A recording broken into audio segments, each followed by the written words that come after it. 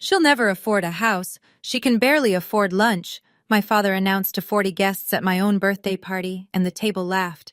He was standing at the head of the table, wineglass raised, grinning like he'd just told the world's best joke. And maybe, to him, it was. My boyfriend Nathan squeezed my hand under the table. I didn't flinch. I didn't cry. I just looked my father in the eye and smiled. What he didn't know was that I'd spent the last 8 years preparing for exactly this moment. Not for revenge, for the truth. And the truth was sitting in my coat pocket, a set of keys to a house he drives past every single day. But the keys were only part of it. What came after? What my aunt pulled from her purse? What my mother had written years before she died? That's the part that made his face go white. Before I go on, please take a moment to like and subscribe, but only if you genuinely connect with this story. And drop a comment telling me where you're watching from and what time it is right now. I always love reading those. I'm Myra. I just turned 30. Now let me take you back to where this really started. 8 years ago, the week my mother was buried. The house smelled like casseroles and lilies. That's what I remember most about the week we buried my mother. How everyone kept bringing food nobody ate and flowers that made me sneeze. I was 22. Helen Lawson, my mom, had fought ovarian cancer for 14 months, and she lost on a Tuesday in March. The funeral was packed. My father, Gerald, sat in the front pew shaking hands like a mayor at a ribbon cutting. He cried exactly twice, both times when someone was watching. Brenda, my older sister, stayed pressed against his side. He held her, stroked her hair, told her everything would be okay. I washed dishes in the kitchen, not because anyone asked, because no one thought to tell me to stop. That Friday, Dad called a family meeting. Just the 3 of us, at the dining table where Mom used to set 4 plates. Your mother handled the soft stuff, he said. I handle the money. From now on, things are going to be more structured. Structured meant this. Brenda would keep receiving her monthly allowance, her car insurance payment, her tuition reimbursement. Brenda had a plan. Brenda was in grad school. Me? I'd just finished a 2-year associate's degree and was working the front desk at an insurance office for $31,000 a year. You need to figure yourself out first, Dad said. Not cruel, not loud, just final. I nodded. What else could I do? That night I went down to the basement to grab a box of Mom's old sweaters, and behind the water heater, tucked against the wall, I found a small cardboard box labeled Helen, Personal, in my mother's handwriting. Dad told us he'd thrown everything out. I took the box. I didn't open it. I just held it in the car and drove home. The next 2 years moved like a time lapse of someone else's life getting better while mine stood still. Brenda turned 26 and Dad bought her a silver Audi, a graduation gift for finishing her MBA. She posted the photo. 93 likes. Dad commented a heart emoji. Brenda turned 27 and Dad covered the down payment on a townhouse 15 minutes from his place. Every girl deserves a safe place to land, he told the family at Easter. I was working 2 jobs by then. Front desk at the insurance office until 5. Bartending at a place called Rosie's until midnight. I lived in a shared apartment with 2 strangers who left hair in the drain and played music until 2 a.m. My half of the rent was $480. At every family gathering, Thanksgiving, Christmas, somebody's birthday, Dad would find a way to mention me. Myra's still figuring things out. Not everyone blooms at the same speed, right? He'd say it with a sad little smile, like he was being generous, like he was rooting for me. And every aunt, every uncle, every cousin would nod with that look. The tilted head, the soft eyes. Poor Myra. Then the whispers started. I'd hear them secondhand. Is she okay? Gerald says things are tough. And my father would lean in, voice low, noble. I've been helping, quietly. He wasn't. I found out the truth by accident. A thank you card from my Aunt Donna arrived at Dad's house, forwarded to me by mistake. So glad the money I sent Gerald is helping you with rent, sweetheart. Hang in there. I had never received a cent from Donna. Not one. I read the card 3 times. Then I put it in the same drawer as my mother's box.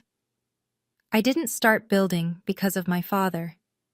I started because I was tired of standing still. At 23, I enrolled in an online bookkeeping certificate, $40 a month, self-paced. I studied on my phone between insurance calls. I practiced on spreadsheets during slow nights at Rosie's when the bar was dead. Turns out I'm good with numbers. Not genius level. Just steady, careful. The kind of person who checks a column 3 times before moving on. I picked up freelance bookkeeping clients, a nail salon, a landscaping company, a guy who sold vintage guitars on the internet, $20 an hour, then 30. By 24, my freelance income passed my insurance salary. I quit the bar. Nobody in my family noticed. Dad still told people I was bartending. At her age, he'd say, shaking his head. I let him. Then I started researching real estate. Not because I had some master plan, because a podcast I listened to on the bus mentioned house hacking, and I thought, I'm already living with strangers. At least I could own the place. I spent 6 months going to open houses on Saturdays, learning neighborhoods, reading inspection reports for fun. At 25, I bought my first property, a duplex on Greenfield Avenue, 20 minutes outside the city. $87,000. FHA loan, 3.5% down. The kitchen had water damage and the carpet smelled like a wet dog. I painted every room myself. I watched YouTube tutorials and fixed the leaking sink. I rented the other half to a nurse named Claudia, who paid on time every single month. The rental income covered my mortgage. All of it. I didn't tell Brenda. I didn't tell Dad. I didn't tell anyone. I didn't hide my life to plan some grand reveal. I hid it because every time I shared something good, he found a way to make it small. I was 27 when my father tried to blow up my career.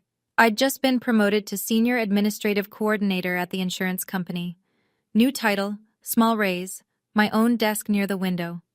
It was the first time in 5 years I'd felt like I was building something that couldn't be taken away. Then my boss, Linda, called me into her office on a Wednesday afternoon. She closed the door. That's how I knew. Your father called, she said. He expressed concern about your mental state. He asked us to keep an eye on you. I sat there very still while the walls got closer. He said you've been struggling since your mother passed. He said you put on a brave face, but... She trailed off. I'm required to flag it. It took me 3 weeks to clear it. 3 meetings with HR. A wellness evaluation I didn't need. A form I signed promising I had no current mental health crisis. All because my father picked up a phone and performed concern to a stranger. I almost lost the promotion. They almost put me on a monitoring plan. That night I sat in my car in the parking lot for 45 minutes. My hands shook on the steering wheel, not from sadness, from something hotter. He knew I was doing better, and he couldn't stand it. I drove home and opened the closet where I kept my mother's box. I'd been carrying it for 5 years and hadn't once looked inside.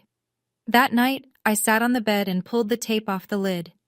Inside, her gold-plated earrings, a faded photo from her college graduation, a recipe card for banana bread, and at the bottom, a sealed envelope with my name on it, in her handwriting. I picked it up, ran my thumb across the ink. I wasn't ready. Not yet. Thanksgiving that year, I walked into Dad's house owning 2 properties. Nobody at the table had a clue. I'd bought the second one 3 months earlier, a small ranch house in the same neighborhood as the duplex. Foreclosure, paid cash from the equity I'd built, and 2 years of freelance savings. I was 28, and my net worth had quietly crossed 6 figures. At the dinner table, I sat in my usual spot, the middle between cousins, away from the head where Dad carved the turkey like a king granting portions. Aunt Patricia leaned over. Honey, are you eating enough? Your dad says things have been tough. I blinked. Things are fine, Aunt Pat. She patted my hand. That look again, the tilted head. From the head of the table, Dad raised his glass. I just want all my girls to be okay. That's all a father can ask. Brenda nodded beside him. The room murmured agreement. No one turned to me and asked, What do you say?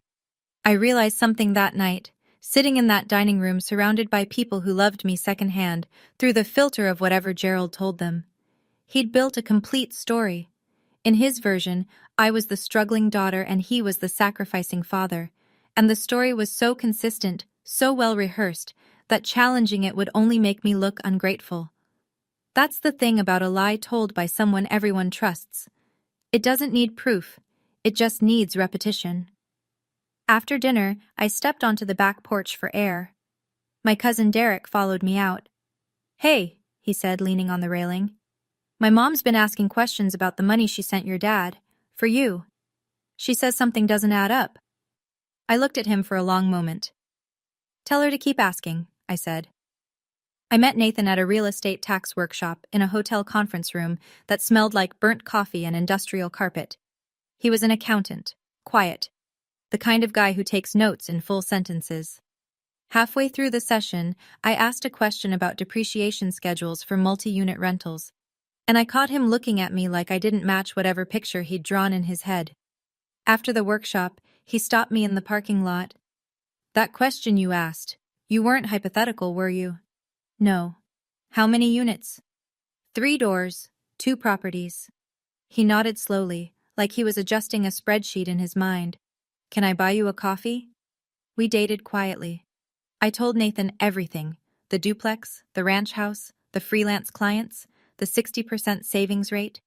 He didn't flinch. He didn't try to fix me or warn me or slow me down.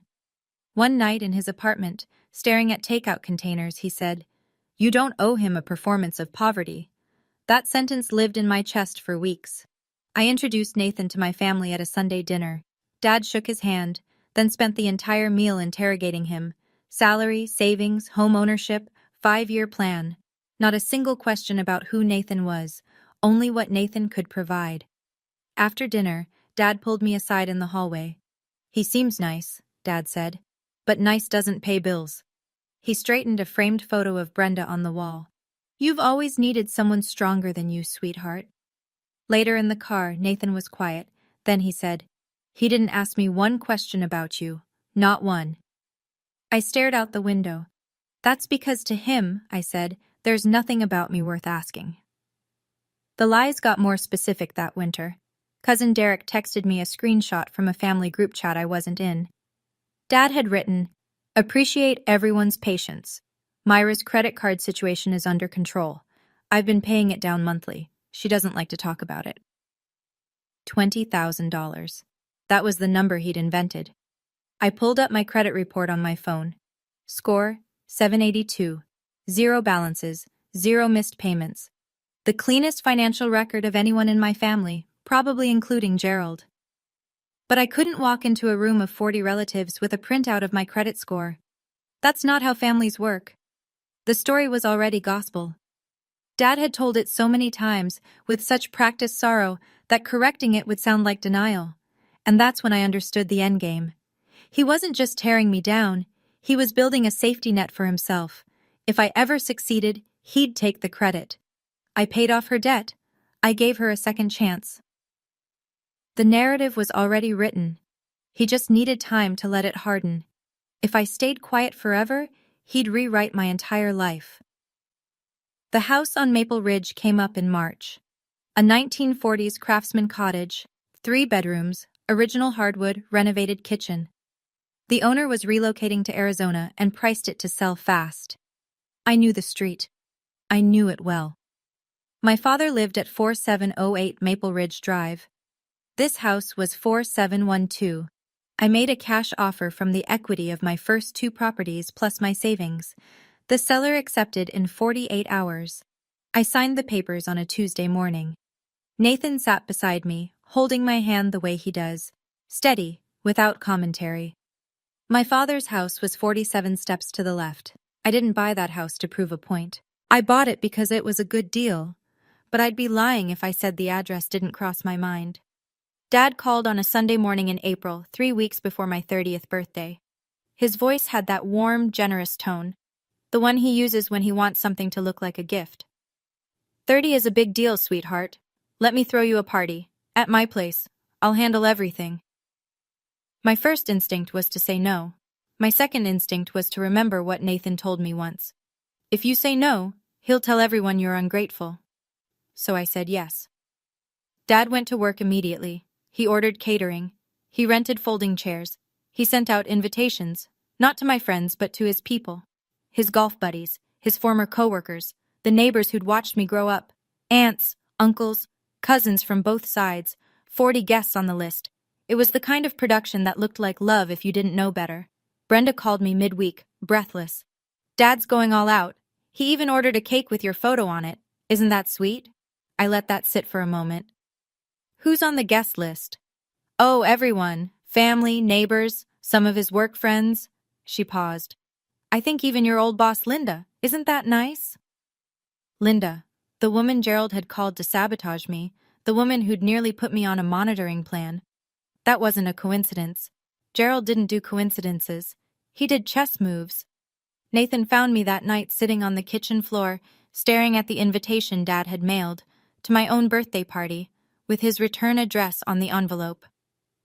He's not throwing you a party, Nathan said, sitting down beside me. He's building an audience. I turned the envelope over in my hands. In my coat closet, hanging on a hook, was a jacket with a set of keys in the pocket. Then I guess I'd better bring a show, I said. The day of the party, I stood outside Dad's house for a full minute before going in. The lawn was mowed in diagonal lines. A balloon arch framed the front door, silver and white. Through the window I could see the banner, Happy 30th Myra, in curly letters. It looked like love. It looked like effort. And maybe, somewhere underneath the performance, a tiny piece of it was real. That was the part that always got me. Nathan and I walked in together. The house was already crowded, people clustered around the buffet table, paper plates in hand, laughing, catching up. Dad was in the center of the living room, shaking hands, hugging women on the cheek, topping off wine glasses. But the thing I noticed first was the wall. The living room wall, the one visible from every angle of the open floor plan, was covered in framed photos. Brenda graduating college, Brenda's engagement party, Brenda's first house, Brenda and Dad at a restaurant, matching smiles. My photo was there too. One, from when I was 10, missing my 2 front teeth, holding a participation ribbon from a science fair. I looked at it for 3 seconds, then I looked away. Dad spotted me and opened his arms. There she is, the birthday girl. He hugged me. Then he stepped back, looked me up and down, my gray knit sweater, my dark jeans, my flat boots. Couldn't find something nicer? He said it lightly. It's your birthday. Before I could answer, he turned to Brenda, who stood behind him in a fitted emerald dress. Doesn't Brenda look beautiful? I got her that dress last week. I breathed. Nathan's hand found the small of my back. Across the room, Aunt Donna caught my eye. She held her purse close to her side, patted it once, and gave me the smallest nod. The party filled in like a theater before the curtain. People took seats at the long dining table, Dad's pride, a 12-seater he'd bought after Mom died, because bigger tables mean more audience. Dad worked the room. He clinked glasses. He told stories. He played the host the way he always does, loud enough to be heard, warm enough to be believed. When everyone was seated, he raised his glass. To Myra, he said, my little girl who always marches to her own drum. A few people clapped. I smiled. Standard birthday toast. I could survive this. Then he leaned toward his golf buddy Jim, seated to his right. He lowered his voice, but not enough. The acoustics of a quiet dining room don't forgive whispers. Between us, I still help her out every month. That's what dads do, right? Jim nodded solemnly. Aunt Patricia, 3 chairs away, looked at me with that tilted head pity I'd been seeing for 8 years. Jim's wife turned to me brightly. So, what do you do, sweetheart? I opened my mouth. She's in admin, Dad answered. Good solid work. Not everyone's meant for the fast lane. He winked at me, like it was a compliment. Under the table, Nathan's hand tightened around mine. I could feel his pulse, faster than usual. He was angry. I wasn't. Not yet. I was watching. I looked around the room, 40 faces, and every single one of them believed a version of me that my father wrote.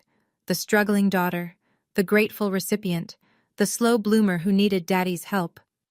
Dad stood up again, tapped his glass with a fork. The room hushed. I want to say a few more words about my Myra. His eyes glinted, and I thought, here it comes. He took his time. He always does. Gerald Lawson doesn't rush a performance. He lets the silence gather first, lets the room lean in, lets every eye find him. You know, he started, swirling his wine, when Brenda turned 30, she'd just closed on her first house. He paused for the approving murmurs. Got them. Myra? Another pause. Let's just say she's on a different timeline. Polite laughter. A few people looked down. Dad rode the momentum. His voice got bigger. She'll never afford a house. She can barely afford lunch. The laughter was louder this time. Jim slapped the table. A cousin I barely knew snorted into her napkin. Patricia pressed her lips together but said nothing. Dad spread his arms wide, grinning. But that's why she has me. Right, sweetheart? He looked at me and winked. The room waited for me to laugh along, to play the part, to roll my eyes and say, "Oh, Dad, stop." I felt the blood in my face, the heat behind my eyes. Nathan squeezed my hand so tight I could feel each knuckle. 3 seconds of silence. I looked at my father. Really looked. At the man who washed dishes in his own mother's kitchen growing up, who clawed his way to middle management, who built his entire identity around the idea that without him, none of us could stand. And I realized he wasn't joking. He needed this to be true. I smiled. Not the polite smile I'd been wearing all night. A different one. The kind Nathan recognized. The one that means a decision has been made. Actually, Dad, I said. My voice was steady, quiet. The kind of quiet that makes a full room go still. About that. I didn't rush either. Since we're all here, I said, and since you brought up houses, I rested my hand on the pocket of my coat, which was draped over the back of my chair. I didn't pull anything out. Not yet. Dad laughed, the reflexive kind, the kind that fills space when something feels off. What, you got a lottery ticket in there? A few people chuckled. Not exactly. I reached into the pocket, slowly. The room tracked my hand the way people follow a match being struck. I pulled out a set of keys, 2 brass keys on a simple ring with a leather tag clipped to it. I set them on the table in front of me, gently. No toss, no drama, just metal on wood. I closed on a house 6 weeks ago, I said. The laughter died. Dad's glass stopped halfway to his mouth. Brenda tilted her head, not the pity tilt I was used to from everyone else. A genuinely confused one. Wait, what do you mean? I mean, I bought a house. I looked around the table. Paid in full, no mortgage. The silence had texture now. I could hear the ice settling in someone's water glass. Dad set his wine down, carefully. The way you put something down when your hands might shake if you don't focus. Paid in full, he repeated. With what money? It was the first honest question he'd asked me in 8 years. I didn't answer it. Not yet. I just let the keys sit there, brass catching the overhead light, the little leather tag facing up, the address printed on one side in small, clean letters that nobody could read from across the table. Nobody except the man sitting 47 steps away from that address every single day. Dad recovered fast. I'll give him that. He leaned back in his chair and chuckled. A performance chuckle, the kind meant to signal that nothing has changed. Everything's under control. She's kidding. He scanned the table, searching for allies. Myra, you're kidding, right? Do I look like I'm kidding? Nathan, beside me, spoke for the first time all evening. His voice was level. She's not kidding. Dad's jaw shifted. He looked at Nathan the way you look at a locked door you expected to be open. The whispers started. Patricia turned to the woman next to her. Jim rubbed the back of his neck. Derek, halfway down the table, leaned forward on his elbows. Dad dropped his voice, trying to shrink the conversation back to size. Okay, so, where? Before I could answer, a voice came from the far end of the table. Calm, clear, unhurried. Gerald. Aunt Donna.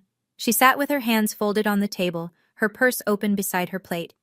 While we're clearing things up tonight, she said, I have a few questions too. Dad turned to face his sister, and I watched something cross his face that I'd never seen before. Not anger, not defiance. Fear. It was there and gone in half a second, but I caught it. Nathan caught it. Donna definitely caught it. She reached into her purse and pulled out a manila folder. Not thick, but full enough. She set it on the table beside her plate and rested her hand on top of it. But Myra first, she said, and nodded at me. Go ahead, honey. Tell them the address. I picked up the keys, turned the leather tag so the printed side faced out, and in the same quiet voice I'd been using all night, I read it out loud. 4712 Maple Ridge Drive. I said it once. I didn't need to say it again. The silence that followed had a shape to it, like a held breath across 40 people at once. Dad lives at 4708 Maple Ridge Drive. Everyone at that table had been to his house. Everyone knew the street, and everyone was now doing the math. Patricia was the first to speak. That's right next to you, Gerald. Dad didn't move. His hand was still resting on the base of his wine glass, but his fingers had gone white. I continued, same tone, same pace, like reading the weather. 3 bedrooms, renovated kitchen, original hardwood floors, paid in full, no mortgage. The whispers weren't whispers anymore. Jim pulled his chair back from the table an inch, as if distance could help him process. His wife stared at me with her mouth open. Brenda shook her head slightly. You? Since when do you? This is my 3rd property, actually. I didn't say it to land a blow. I said it because the full truth was owed to a room that had been fed half-truths for 8 years. 3rd? Patricia repeated. My first was a duplex. I was 25. The second was a ranch house 2 years later. I looked around the table, at the faces that had pitied me, prayed for me, given money to my father to pass along. I've never carried a balance on a credit card. My credit score is 782, and I haven't asked Dad for $1 since Mom died. The room shifted, not toward me, away from Gerald. I wasn't gloating. I wasn't performing. I was just standing in the truth for the first time in front of people who'd only ever been given the lie. I'm not telling you this to embarrass anyone. I'm telling you because someone at this table spent 8 years making sure none of you believed I could. My father found his voice the way a drowning man finds the surface. Gasping, reaching, not graceful. 3 properties. He forced a laugh. It came out wrong. Too high, too tight. Come on, who helped you? Nathan? Was this your money? Nathan didn't flinch. No, sir. This was all Myra. Dad shifted tactics. He straightened in his chair, squaring his shoulders, trying to reassemble the patriarch posture the room had always given him permission to wear. Okay, so you bought some fixer-upper somewhere. Congratulations. He waved his hand like he was brushing crumbs off the table. But you didn't have to turn my party into your party? The words left my mouth before I planned them, and the room went quiet again. You told me this was my birthday party, Dad. He opened his mouth, closed it. The slip was out, and it couldn't go back. He'd said the quiet part loud. This was his event, his stage, his audience, and every person at the table heard it. Brenda looked at Dad, then at me, then back at Dad. I watched something flicker behind her eyes. Not anger, not loyalty. Something new. Doubt. From 3 seats away, Jim leaned toward his wife. He thought he was whispering, but the room was so quiet now that a whisper carried like a shout. Did you know about this? He told me she was broke. His wife shook her head slowly. I didn't react. I didn't need to. The truth was doing its own work now, filling corners, turning over rocks, exposing things that had lived comfortably in the dark. I picked up my water glass and took a slow sip. This is my birthday, I said evenly, and I get to decide what I share at my own birthday. I've watched my father change masks my entire life, the provider, the joker, the concerned parent, but the one he reached for now, the one he always saves for emergencies, is the victim. His shoulders dropped, his voice softened, his eyes went red at the rims. A trick I'd seen at Mom's funeral, at Brenda's graduation, at every moment when sympathy was more useful than authority. So this is what I get? He pressed his hand to his chest. I raised you. I kept this family together after your mother died. And this is how you repay me? His voice cracked. Perfectly timed. Humiliating me at my own table? He turned to face the room, slowly, deliberately, making eye contact with each person the way a preacher works a congregation. You all see this, right? I gave everything for these girls. A few heads nodded, reflexively. The old programming was strong. Aunt Patricia reached for her napkin. Jim studied his plate, and for one terrible second I felt the pull, the gravity of 30 years of conditioning telling me to apologize, to smooth it over, to let him rewrite this too. But I didn't. I looked at Donna. She met my eyes across the table, her hand still resting on that manila folder. "You gave everything?" I said. Not loud, not cruel, just clear. "Dad, let me ask you something." The room held its breath. "How much did Aunt Donna send you for my rent over the last 5 years?" The color left his face the way light leaves a room when someone flips a switch. Donna stood up, slowly. She picked up the manila folder and opened it. "I have the receipts," she said. "Literally." Donna didn't raise her voice. She didn't need to. She laid it out the way a bookkeeper reads a ledger. Clean, factual, devastating. "Over the last 5 years, I sent Gerald $14,200 in personal checks. Every single one was earmarked for Myra's rent and living expenses." She pulled photocopies from the folder and spread them across the table. "Gerald told me she was struggling, that she couldn't make ends meet, that he was supplementing what I sent with his own money." She turned to me.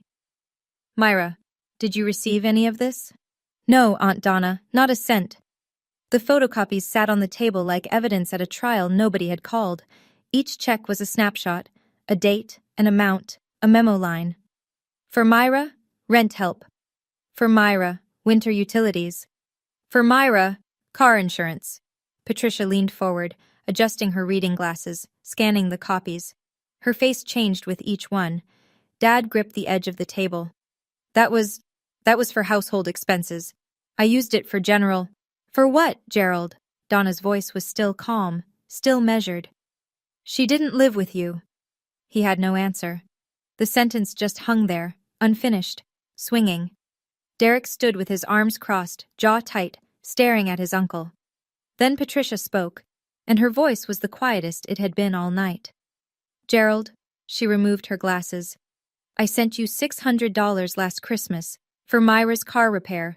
You told me her engine was failing." Dad closed his eyes. "My engine was fine," I said. "It's always been fine." The room didn't explode. It deflated. 40 people sitting with the slow, heavy realization that the man they'd trusted, the patriarch, the provider, the voice of the family, had been pocketing their generosity and selling a daughter's dignity to fund the story. Donna closed the folder. "I'm not here to fight, Gerald. I'm here because I wrote checks to help your daughter, and she never saw a dime." I stood up, not fast, not angry, the way you stand when you've been sitting with something for 8 years and it's finally light enough to carry upright. "Since we're being honest tonight, let me be completely honest." I looked around the room, at the faces I'd grown up with, the aunts who baked me cookies, the uncles who ruffled my hair, the cousins who played tag with me in this very backyard. Every one of them had been told a story about me, and every one of them had believed it. "I bought my first property at 25, I said. A duplex on Greenfield Avenue. I was working 2 jobs and saving 60% of my income. I kept my voice even. Factual. "I bought the second property at 27, a small ranch house, paid cash from the equity I'd built. The house next door, Dad's Street, is my third." I paused. "I have never had credit card debt. My credit score is 782. I haven't asked Dad for a single dollar since Mom's funeral." I looked at the faces around the table. Some were staring at me, some were staring at Gerald. A few were staring at the floor. Every person in this room was told a different version of my life. I know, because I've heard pieces of it from almost all of you. The struggling daughter, the secret debt, the father paying it off. None of it was true. Linda, my former boss, spoke from the far end of the table. Her voice was tight. "I owe you an apology, Myra. Your father called my office. About you. I should have talked to you first." I nodded. "Thank you, Linda." Then I looked at the room one more time. "I'm not angry at any of you for believing him. He's my father. Of course you believed him." I let that land. "But now you know." My father sat down like a man who'd forgotten how chairs work. Heavy, graceless, all at once. The glass of wine he'd been holding all evening sat untouched on the table. The banner behind him still read, "Happy 30th, Myra," in silver cursive, and the irony was so thick it could have been a 5th guest at his end of the table. He looked at Brenda, his golden child, his mirror, the one who always sat beside him, who always nodded, who always agreed. Brenda was staring at her napkin. Her fingers were twisting the cloth into a tight spiral. "You don't understand," Dad said. His voice was stripped down now, no performance, no projection, just a man talking to a room that had stopped listening. "Everything I did because I love this family." I let the words exist for a moment, then I answered. "No, Dad. You did it because you needed us to need you." I didn't raise my voice. "There's a difference." He looked away. Out the window, toward the street, toward the house at 4712, which I now owned, which was dark and empty and 47 steps from his front door. He had nothing, no comeback, no redirect, no mask to reach for. Nathan placed his hand on my shoulder. He didn't say a word. He didn't need to. Patricia got up from her chair, walked around the long table, and wrapped her arms around me. She smelled like lavender and old guilt.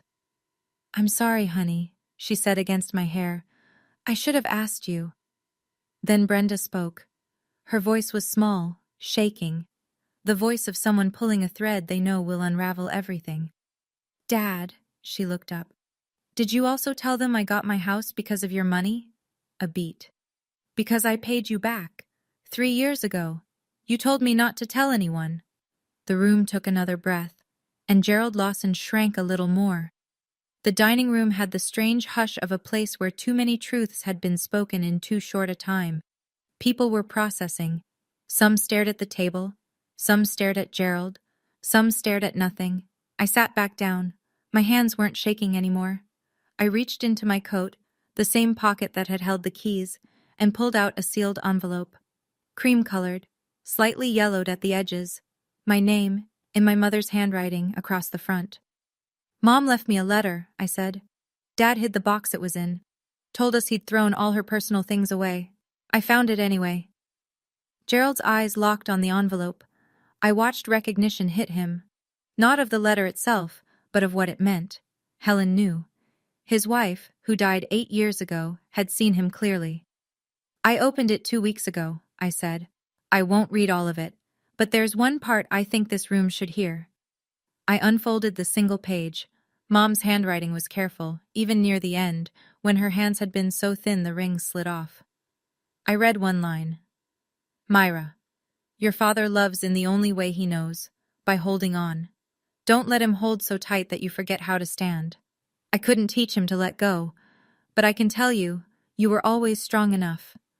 Donna pressed the back of her hand to her mouth. Patricia's eyes were wet. Derek looked away.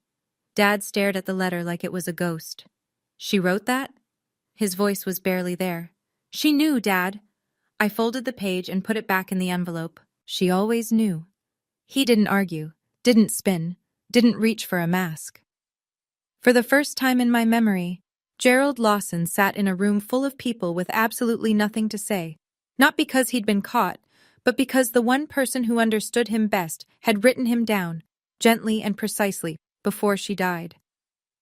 I stood one last time. Not to make a speech, not to deliver a verdict, just to finish what I started. "I'm not here to destroy anyone," I said.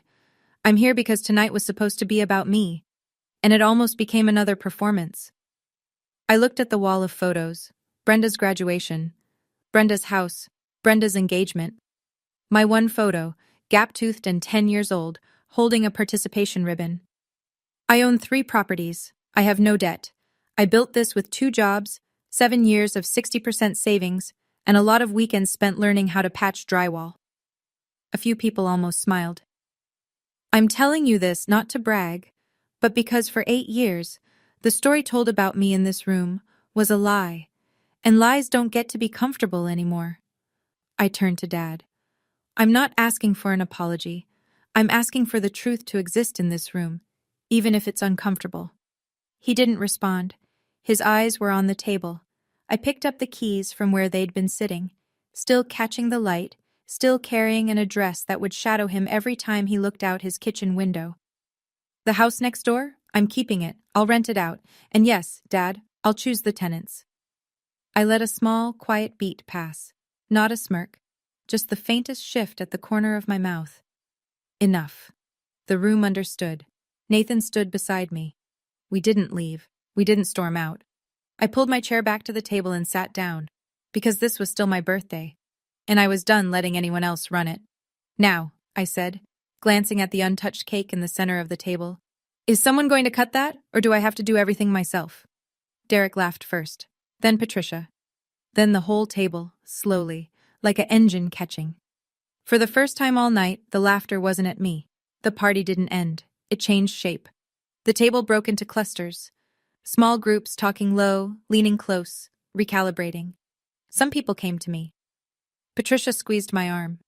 Derek brought me a slice of cake and said, "Happy birthday, cuz. For real this time." A second cousin I hadn't spoken to in years hugged me without a word. Others kept their distance. Not hostile, just recalculating. Gerald had been the axis of this family for so long that losing him as a reference point left people off balance. A few drifted to the kitchen, refilling drinks, avoiding eye contact. That was fine. I didn't need unanimous approval. I just needed the truth in the room. Jim, Dad's golf buddy, walked over to Nathan. He shook his hand firmly. "She's something, isn't she?" Jim said. Nathan's answer was simple. "She always has been." Linda pulled me aside near the hallway. "Myra, if you ever want to come back, there's always a place for you at the office." "I appreciate that, Linda. I really do, but I'm good where I am." She nodded. I could tell she wanted to say more, about the phone call, about what she should have done differently. But some apologies are better left short. Dad sat at the head of the table, alone. His wineglass was finally empty, and no one was refilling it. Brenda sat 2 chairs away, close enough to be present, far enough to be separate. She was staring at her phone, typing nothing. From across the room, I heard a neighbor, Mrs. Garland, who'd lived on Maple Ridge for 30 years, lean in to Patricia. "He told me that girl was on welfare," she whispered. "I almost called social services on her once." Patricia closed her eyes. "Oh my God." I didn't hear it as gossip. I heard it as the sound of a story being rewritten in real time. The party thinned. Coats came off hooks. Cars started in the driveway. But some people stayed. The ones who needed things settled, not just surfaced. Donna sat down across from Dad. The manila folder was closed but still on the table between them like a line drawn in ink. "Gerald." Her voice was even. No venom, no theatrics, just the voice of a woman who'd been writing checks to a ghost. "I'm not going to make a scene. Most of these folks are heading home anyway, but I need you to understand something." Dad looked up. He seemed 10 years older than he had 2 hours ago. $14,200 was sent for Myra.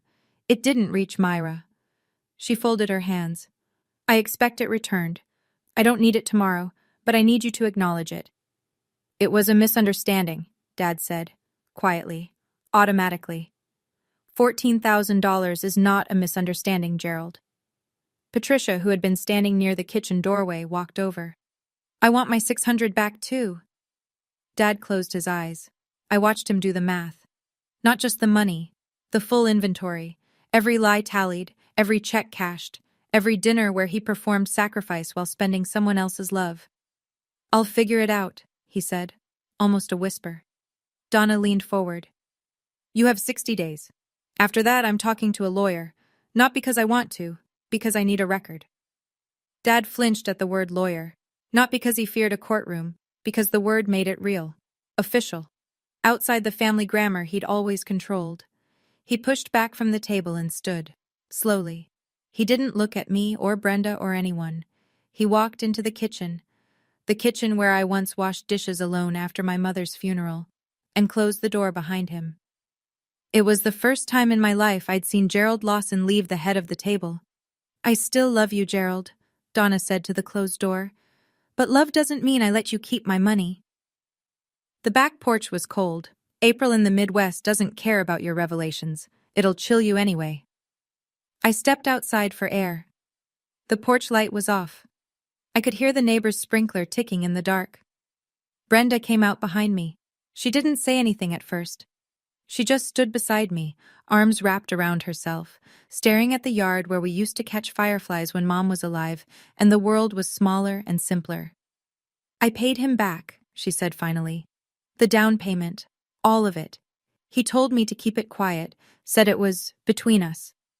He told everyone he still supports you, I said. I know. She pulled her cardigan tighter. I let him, because it was easier than fighting. She was quiet for a moment. I'm sorry, Myra. You didn't do this to me. No, but I didn't stop it either. I let that sit. Because she was right. And because the truth doesn't always need softening. We stood shoulder to shoulder. No hug, no tears, but something else. A doorway that had been sealed shut for years cracking open, just enough to let light through. 3 properties? She said. I almost laughed. Took me 8 years. That's... She shook her head. Honestly, that's incredible. I had good motivation. She turned to me. I could see her processing. The years of being the favorite, the years of accepting advantages she never questioned, the slow understanding that being chosen wasn't the same as being loved. Can I see it? She asked. The house, the one next door. Anytime, she nodded. We looked out at the dark yard together. I was the favorite, she said quietly. I know that, and I'm starting to realize that wasn't a gift either. It was the most honest thing my sister had ever said to me. The first week after the party was strange. My phone buzzed constantly. Texts from family members I hadn't heard from in months. Some were kind. Myra, I'm so proud of you. Some were conflicted. That must have been hard for your father. And a few were the ones I expected. He's your dad, you should forgive him. I didn't respond to those. What I noticed more was the silence. The family group chat, the one I'd never been added to, the one where Dad posted updates about my fictional debt, went quiet. Derek told me nobody had posted since the party. The chat wasn't deleted. It just died, the way things die when the person who fed them stops being trusted. The ripple effects were small but measurable. Patricia called Donna to plan the next family dinner. Not Gerald. For the first time in a decade, Thanksgiving logistics didn't route through my father's kitchen. Jim and his wife stopped showing up to Dad's Saturday golf foursome. Not dramatically. They just found other plans, week after week, until the pattern became the answer. Mrs. Garland, the neighbor, left a card in Dad's mailbox. I never learned what it said. But Dad didn't wave to her from the driveway anymore. He called me once. It was a Tuesday night, raining. You've ruined me, he said. No preamble, no hello. I let the words sit. I told the truth, Dad. What you built on top of lies, that was always going to fall. Nobody calls me anymore, Myra. Are you happy? I thought about it. Really thought. I'm not happy about that, I said, but I'm not responsible for it either. He hung up. I sat in my apartment and listened to the rain and felt something I hadn't felt in years. The specific relief of a burden that belongs to someone else. Donna sent the email on a Monday. Formal, bullet-pointed. Subject line. Outstanding funds, resolution request. She itemized everything. Her $14,200, Patricia's $600. 3 other relatives who came forward after the party. Uncle Ray with $1,200 for Myra's dental work, Cousin Lisa with $800 for Myra's winter tires, and family friend Margaret with $1,400 for Myra's student loan payment. None of it had reached me. All of it had reached Gerald.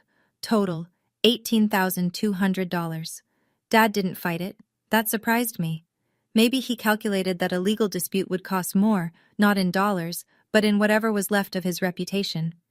He withdrew the money from his retirement savings, wrote checks, sent them within the 60-day window, each one with a terse memo, reimbursement. He wasn't bankrupt, he wasn't homeless. He still had his house, his pension, his truck. But the cushion he'd built on other people's kindness was gone. Brenda started setting her own boundaries that spring. She told Dad she didn't want him discussing her finances with anyone, not relatives, not friends, not neighbors. When he pushed back, "I'm your father. I have a right to," she interrupted him. "You have the right to be my dad, not my spokesperson." I rented the house on Maple Ridge to a young couple, the Martins, both teachers. Quiet, kind, paid on time. I didn't pick bad tenants. I didn't pick loud tenants. I picked people who reminded me of Nathan and me, just starting out, working hard, saving every dollar. Every morning when Dad looked out his kitchen window, he saw their car in the driveway. A house that used to be someone else's was now mine, and there was nothing to undo about it. That spring, I ran the numbers.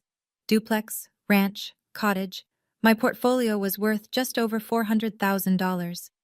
I was 30 years old. Not bad for a girl who couldn't afford lunch. 2 months later, I went back to Dad's house. Not for a confrontation, not for closure. I needed a box of Mom's Christmas ornaments that was still in the attic. Porcelain angels she'd collected since before Brenda was born. I wanted them for my apartment. Dad opened the door on the second knock. He was wearing a flannel shirt and reading glasses pushed up on his forehead. The house was quiet. Not peaceful quiet, empty quiet. The quiet of a place that used to echo with control and now just echoed. He looked older. The lines around his eyes had deepened and his shoulders sat lower, as if the scaffolding that held them up had been quietly removed. "Come in," he said. He made coffee while I climbed up to the attic. When I came down with the box, he was sitting at the kitchen table with 2 mugs. I sat across from him. For a long time, neither of us spoke. Then he said, "Your mother used to tell me I hold on too tight." He turned the mug in his hands. "I always thought she meant the dishes." I didn't laugh. "She meant people, Dad." He nodded, slowly. I know that now." I sipped the coffee. It was weak. He'd always made it too weak, and Mom used to add a second scoop when he wasn't looking. I didn't tell him that. I stood up and tucked the box under my arm. At the door, I stopped. "I'm not shutting the door on you," I said. "But I need you to stop lying. About me, about Brenda, about Mom. If you can do that, we can start over." Slowly. He didn't answer right away. Then he nodded, and for the first time, the nod didn't feel like a performance.